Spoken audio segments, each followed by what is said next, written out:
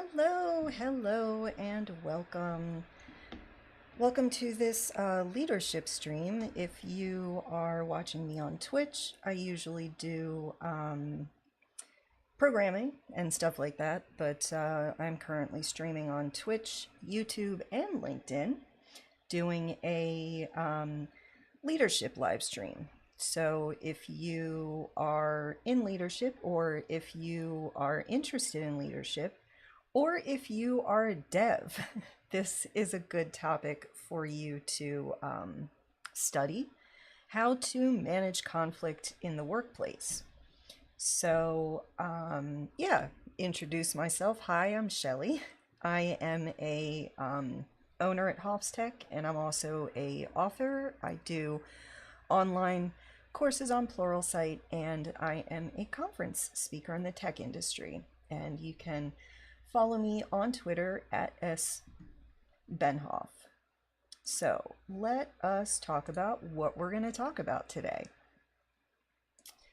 So in today's session, we are going to talk about common mistakes that people make when either managing conflict in a old-fashioned way or avoiding conflict altogether. We're going to talk about recognizing unspoken conflict. This one is often hard to pinpoint and even harder to eliminate. And this one I just added today because I was reading a article about toxic positivity, and I'm reading this article and I'm realizing I do this, so I figured it would be a good learning opportunity as well for you. And we are going to talk about avoiding unnecessary conflict. And then we're going to wrap up by talking about reassessing conflict after it's resolved. It's an important step. Okay, so let's talk about some common mistakes that a lot of people make in conflict management. The first one, probably the worst one that I have ever encountered, is playing telephone. Playing telephone between employees is a conflict, in a conflict, is a very common tactic that I have experienced as a employee. So the problem with playing telephone is that the message changes by the end of the conversation. That's the fun part of playing the actual game telephone, to see what the original message was compared to the final message that was delivered from person to person, all the way down the line. This often, changes the original message. So why do people continue to do this? Why do they see a conflict between people and interview each person individually and then relay the information between people without ever having them meet to talk about it? This is called avoiding conflict. It's really, really hard to manage conflict. I have had a lot of experience as a employee and a manager and a leader, so I can tell you from all of those standpoints that it's really not easy. And even though I've had practice, it is still not easy from many different viewpoints. So because it's not easy, then a lot of people just avoid managing conflict at all costs. The problem with this is that it really causes unnecessary conflict. Some managers also tout the strategy that employees should resolve their own conflicts. Now, this doesn't work because there's a power struggle. if one person is offended by another's actions, then they really deserve an apology, whether it was intended or not. And this is what we hopefully teach our children. And it is how we should treat each other as adults. But having that lack of a mediator who is in a leadership position, no conflict is resolved between two employees, especially if one of them or both are literally just out to prove themselves right, which is also common. All right, so now I have a story time about bad conflict management. Probably the worst experience that I ever had as an employee was that I had a person that I worked with who never listened to me whenever his approach to technical architecture or the project plan or anything like that, he would not listen. He would never accept any feedback from me. He wasn't responsive. He was rude. He was demeaning. And I mean, it was clearly that he had an issue with women because I was not the only one who experienced this. So I told my manager that, he just wasn't responsive and he wasn't listening. I did not put in anything about the signs of, his bias towards women because the manager was male. So I didn't trust that conversation would go well because in my experience, it doesn't. So over time, I mean, this was like at least a year of this. And it escalated to the point where, I mean, I would tell my manager it was a problem. He decided to play telephone between us for a year. The two of us never talked about the issue. And so it really escalated to the point. Oh, furthermore, the manager told me that instead of trying to resolve it myself, I should just tell him every time I have a problem, and then he would relay the message to the guy. So, of course, this escalated to the point that the person I complained about publicly disrespected me. And I told my manager, I showed it to him, and he said, maybe he has some bad feelings. And he literally said it like that, like drew out the maybe. Maybe? Really? I mean, everyone that I showed the message to agreed that was incredibly disrespectful. So again, he continued to play telephone between us. And one day he tells me triumphantly that the guy told him, I don't know what her problem is. And he took that to mean that the conflict was resolved. So I never got an apology. I never felt listened to, and I left. Because that's what happens when you don't manage conflict properly. people will absolutely leave. And it is not fun. Sorry, just getting my screens together.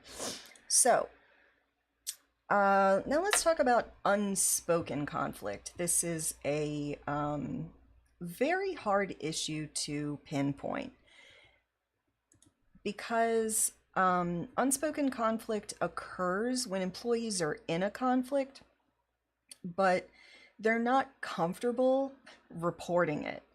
If employees do not report conflict to management, and furthermore, they do not attempt to resolve it on their own, this will fester and cause a toxic working environment. I cannot stress that enough. This all comes down to trust. If your employees do not trust you, they will not come to you when they have a problem. In order to spot this, you can also observe negative body language. This can really show a person's unconscious bias towards others, and they may not even realize that they're negative overall. Some examples of this to look out for: avoiding eye contact. This can show the person is uncomfortable speaking to someone, or they dislike them to the point that they can't even look at them. And this is incredibly disrespectful. You might also see crossed arms. This means that the person is either defensive or even completely closed off when speaking to a colleague. Crossed arms, never a good sign. Oops, sorry. Back up one. Frowning, this shows a disdain or anger towards a person and or situation. And you can also observe body position as well, because people may combine avoiding eye contact with actually turning their back to someone who is speaking to them to, subtly, and I'm not sure how subtly that is, show their disdain. These are all things that have happened to me. Feels great, really, when people do this. And you should really listen to how your employees talk about work. If they're constantly complaining, obviously, then this shows that they are dissatisfied. And this can also allude to the fact that they're experiencing a personal conflict with a person on the team, but they would rather not tell management. Again, trust is the issue there. So they actually transfer their anger to other aspects of their job. At any rate, your employees should trust you enough to talk to you if they're being disrespected at work. Also, you shouldn't judge an employee who complains a lot. You should really ask them questions, because this will often, surface other issues that are not that person's fault. Maybe you have a toxic male environment where women are not listened to, trusted, or respected. Okay, so story time about unspoken conflict, since I have so many stories to tell. I have been there, y'all, and it is not too fun. So I've had a number of jobs where these things happen to me, especially where men, and only men, would talk about me as if I wasn't there. So they would literally tell people what I said, and they would talk for me. I just, I can't even with that. I don't know why people do that. Um, and it is incredibly jarring and unnerving because as a woman, people tell us to speak up, but I can tell you in my experience, speaking up alone as a woman is never a good idea. No one will listen. No one will take it seriously, unfortunately. I've also had experiences where men, again, like I'm talking to them, they won't look me in the eye, and they also turn their back to me. I've often had this paired with people talking about me as if I'm not there.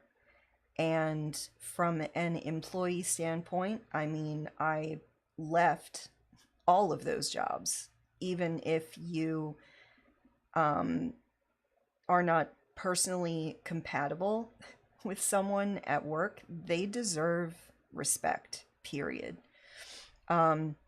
The other thing that happened a lot to me is that I would ask questions, on Slack or Teams or in email and never get a response. So some people, they will do this because unconsciously they know that you need them to answer these questions in order to be productive and,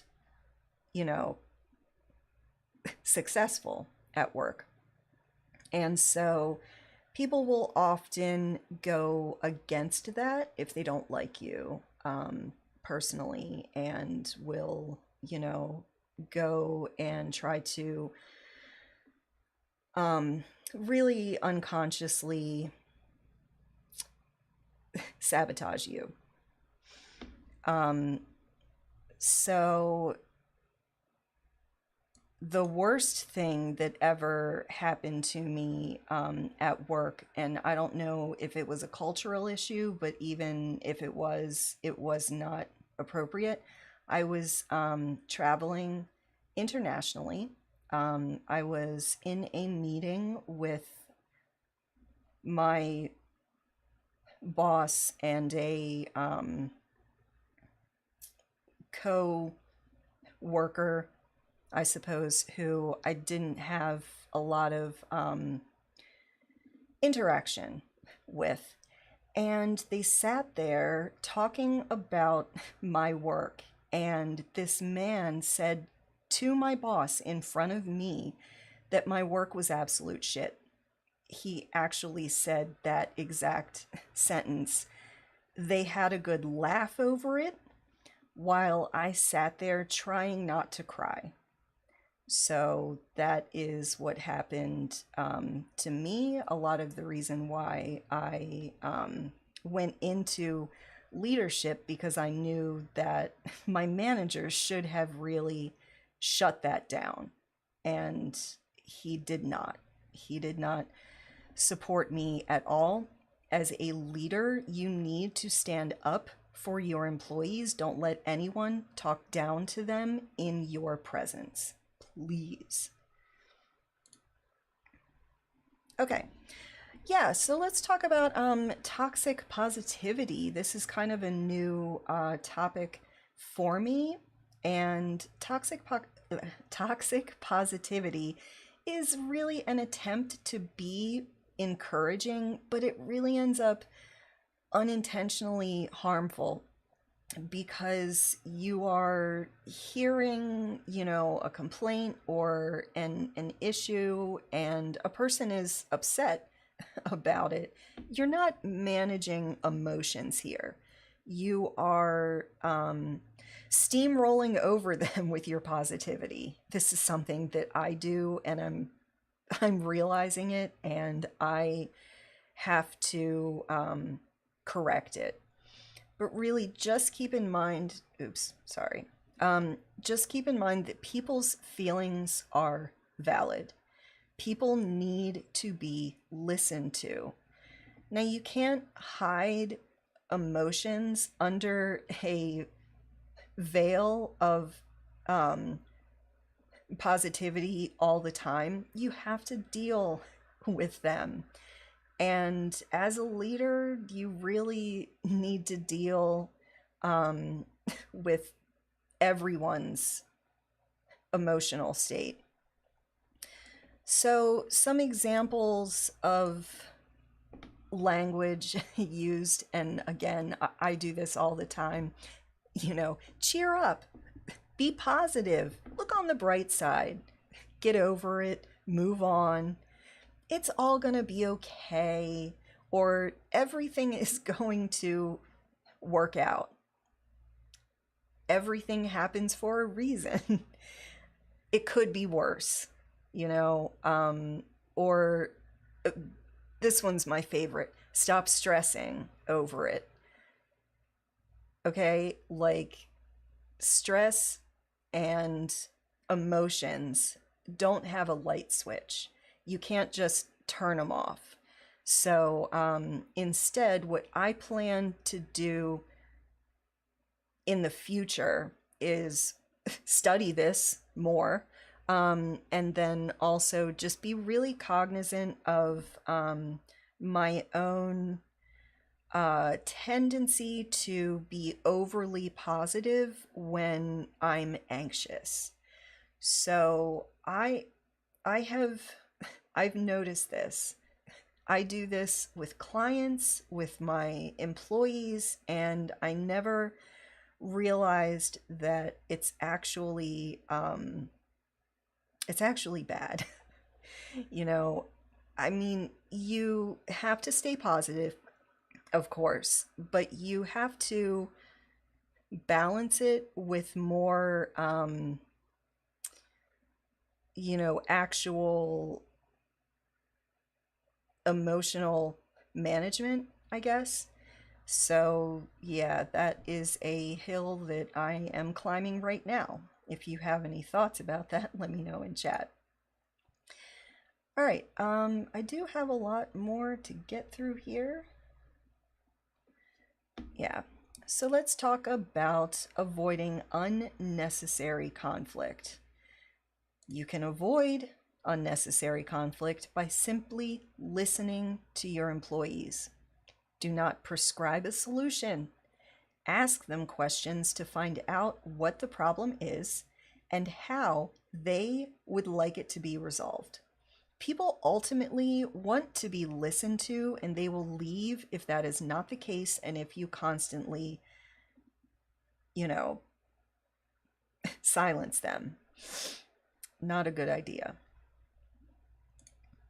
So you should never go into any conversation with your mind made up. You should be open to all resolutions. If you go into a conversation with the intention of proving your point, this is going to end up losing trust. Your employees won't feel listened to. I know I'm saying that a lot. Somebody, out there is probably counting each time I say it. And trust is really the most important thing as a leader. It's hard to resolve trust issues after you have done something to lose trust, but it is absolutely possible. I mean, we're all human, we all make mistakes, and it's a journey, all of that. But yeah, your employees should really trust you, and that will happen if you are more open minded. And this is a special one, and it's really tough, but I highly suggest that you do not police your employees' private social media. If someone complains about a post or comment um, that is public, you and personal as well, you can mediate a talk and express concern that potentially the comment can allude to a person who is not comfortable at work, a person who is having conflict at work, or who is just over being in that position. And so, really, don't take the approach of immediately not talking it out and also asking them to delete a post. This has happened to me twice at two separate companies in two separate countries. So that's where I am coming from with this. And I was too young to understand that approach wasn't right, because it made me not trust anyone at work. And again, social media is personal. It is not affiliated with work.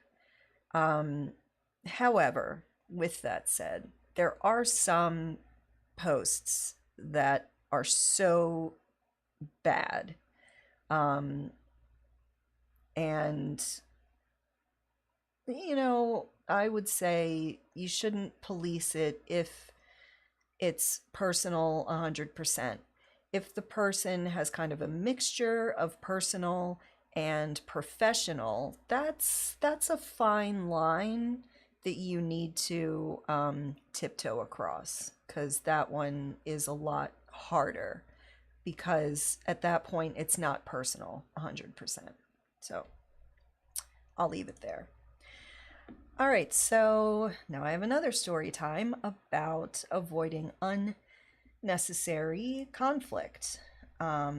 So this really comes from a place of just stuff I've seen, stuff I've experienced myself. But I have definitely experienced this issue twice with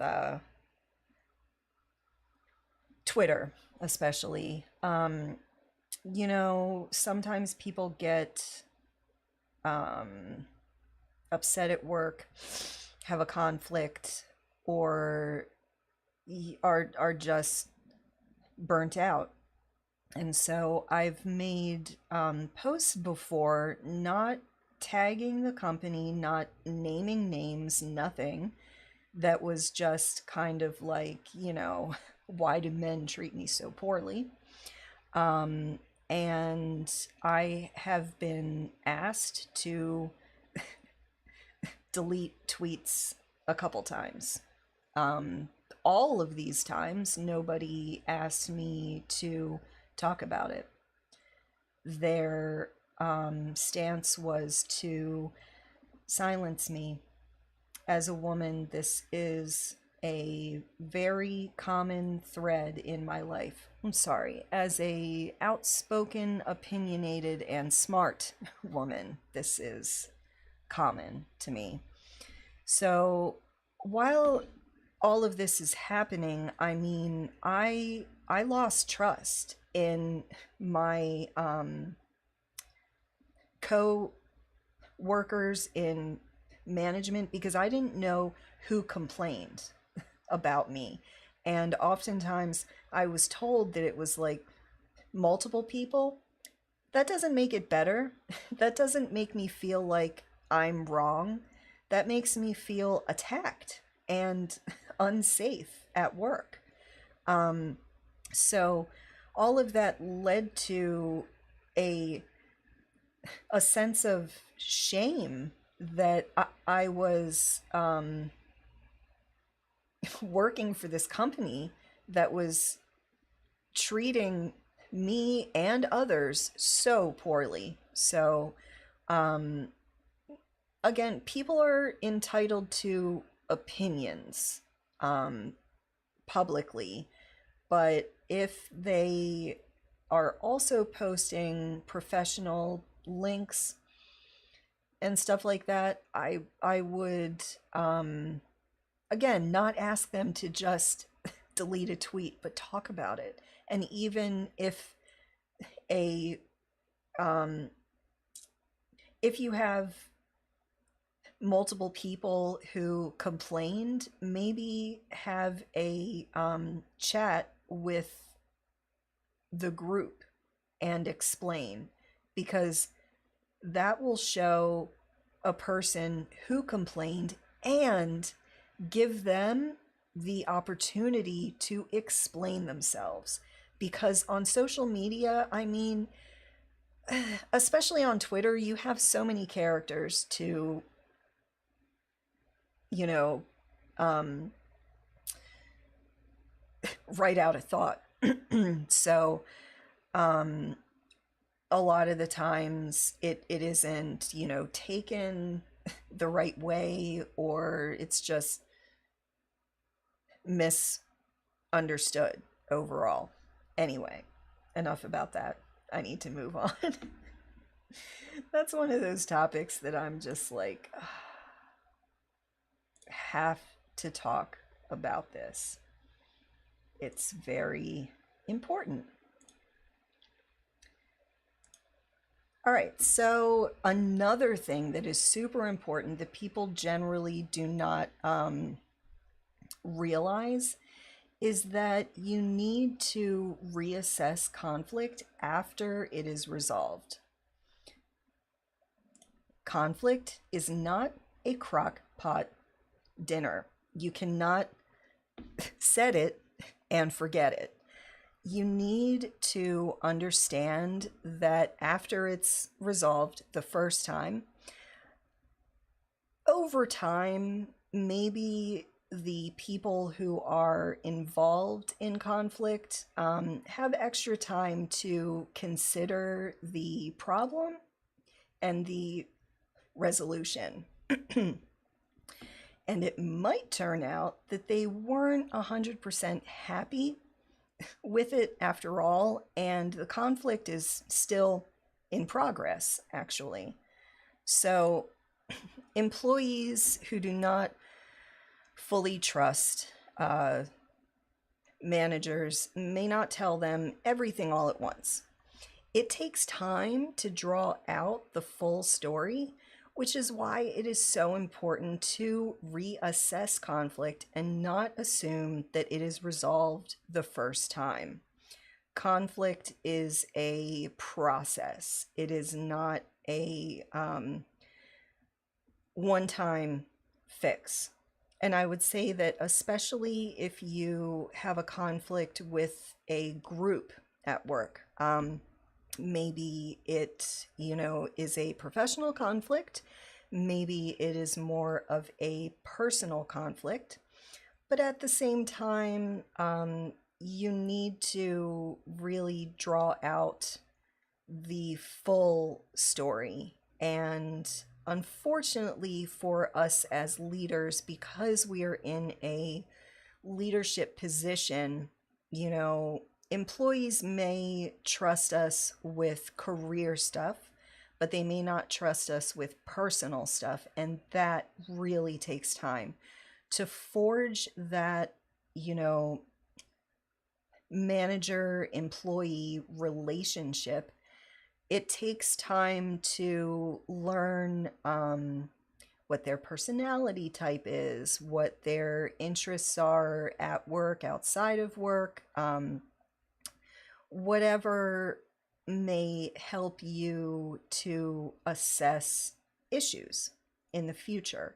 Whatever you need to ensure that your employees are supported and productive. And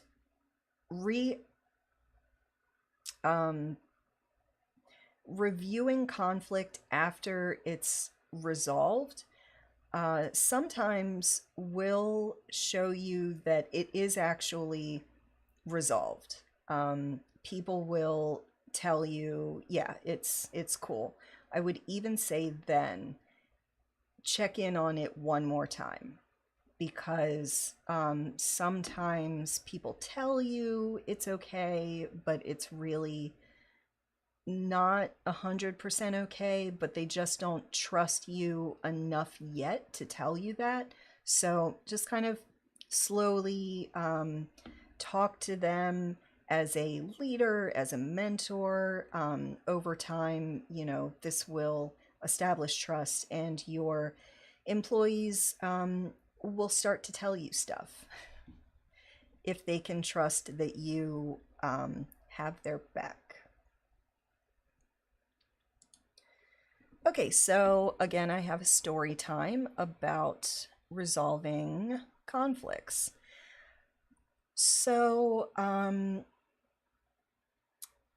I am part of multiple communities online, and I am in a group of people who are professionals, who are all interested in creating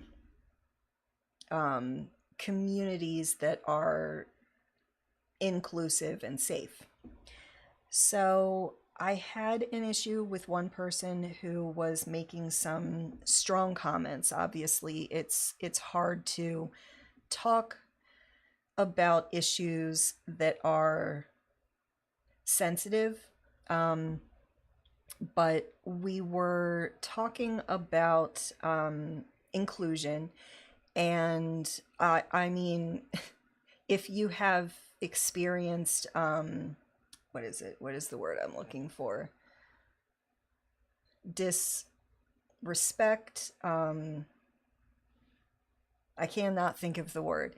Anyway, it can be a really hard topic to talk about if you have experienced it firsthand. So the person was making strong comments, was kind of combative as well. Multiple people complained to me personally, and so I understood that this person was having strong feelings about the topic. And honestly, the conversation was not the worst. It was just kind of a tiny infraction, you know. But so I was equipped to handle it, and so I handled it by speaking to each person individually, because this was an issue involving 6 people overall. So I would ask each person the same questions: what happened, how they felt, and what resolution were they seeking. These were all important questions that I asked each person individually, though, and privately. So then I spoke to the offender, for, you know, lack of a more accurate term. I wouldn't have called them an offender. They were just kind of skirting the line with emotional language, I'll say. So I spoke to them and asked them the same questions. I did not at that point tell them that a whole group of people had complained. I told them that I saw an issue and that I um, wanted to talk it out. So the reason that I did this was because when you tell a person that a whole group of people have complained, it makes them feel attacked. So it's not really constructive to start out a conversation that way. You know, hey, I'm impartial. I'm your friend, but this whole group of people have complained, but I have to handle it. That's not the way to go into a conversation on conflict. So next, I really listened. I listened to everyone's point of view. I kept an open mind about everything, even though I had seen the issue myself, and I kind of felt like, well, this person needs to have like a talking to. But then I also wanted to understand where they were coming from, why this happened in the first place, which was ultimately really important in ensuring that that person felt understood. So then I had a group chat to talk about these types of issues.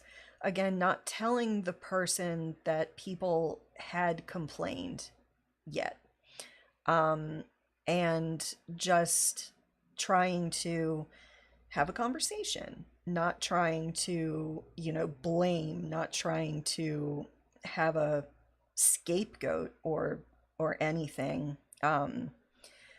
So then when you have a meeting, and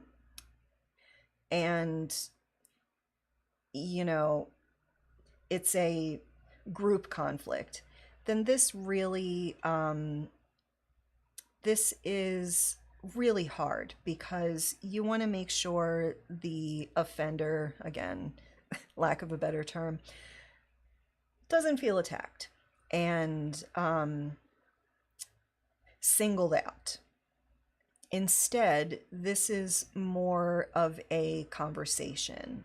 It's not telling a person, you're wrong, you have to change. No, it's that we all have to come together. We all have to understand each other's points of views. We all need to just listen. So after I did all of that, I again chatted with each person individually. I asked them the same questions again.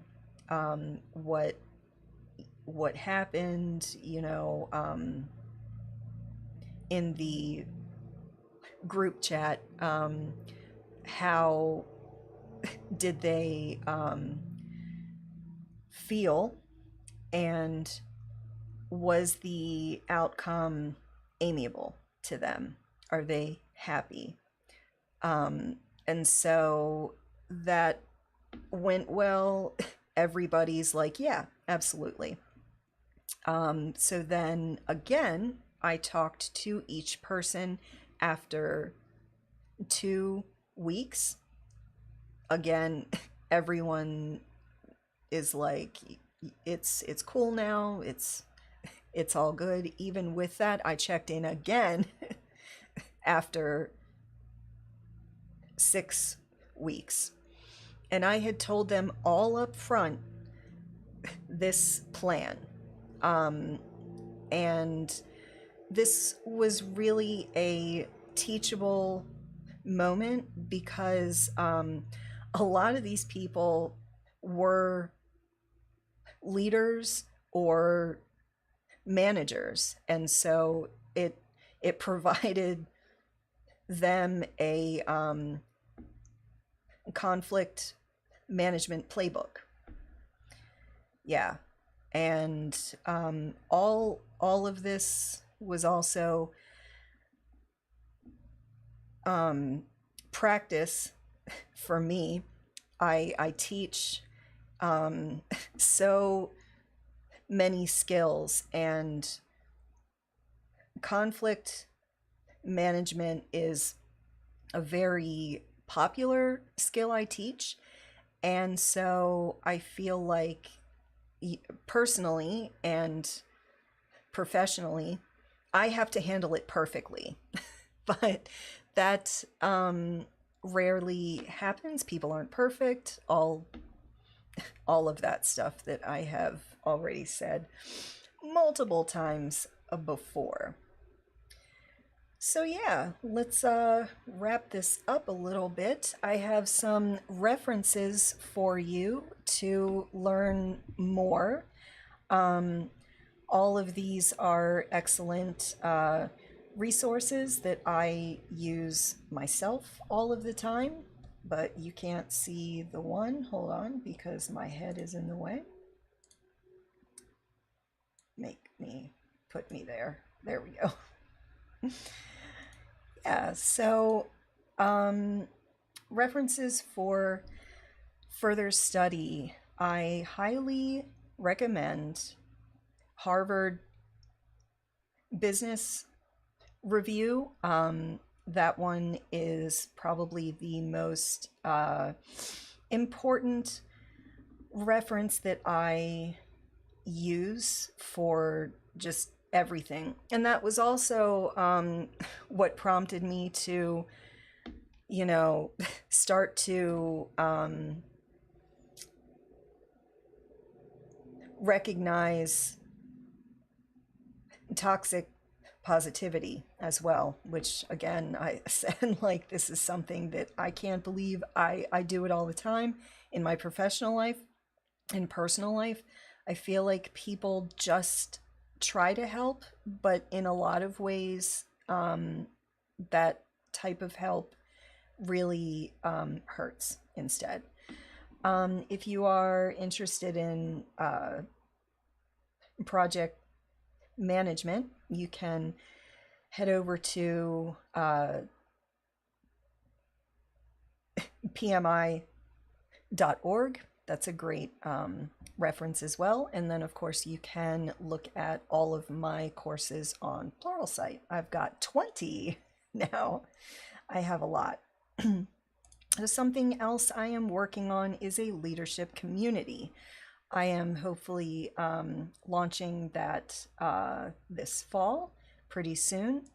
But what this is it's a place where people can talk about leadership issues, because leadership approaches have really changed a lot over the past few years. I would say, especially in the past 2 years. Obviously, the pandemic has had an impact on work, so it has been really, really hard to upskill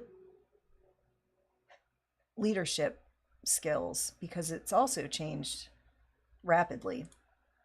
But what we are offering is a private Slack where you can have conversations with your peers and really talk out your issues, learn skills, and all of that. I will also do some personal presentations and events as well. We'll have a leadership webinar that you can, ask questions on Zoom, and a much smaller group than if I'm streaming. So keep that in mind. And you will also have the opportunity to have a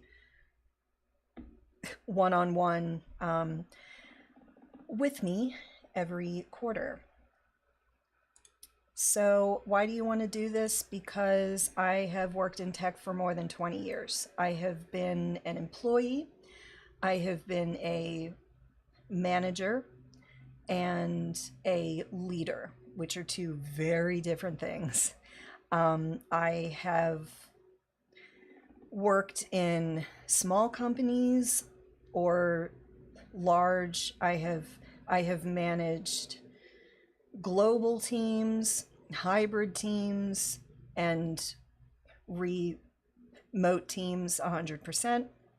I started to teach management and consulting in 2015. So I have a lot of experience in that. And I am also a dev. So I can speak a lot to the issues that happens when a technical person is thrust into leadership and doesn't know what to do because they've never had to lead before and it's all new to them. So in order to sign up, you can head on over to hofstech.com/leadership community to sign up for more information and be notified when we're ready to launch. So we do expect this to launch in fall 2022. Plus, as a special extra, anyone who registers prior to launch and is active for at least a month will have access to a one-time only group role-playing exercise workshop. So this workshop will be about practicing conflict management. You will have the opportunity to put yourself into a group of people and role play having a conflict. So I find these useful when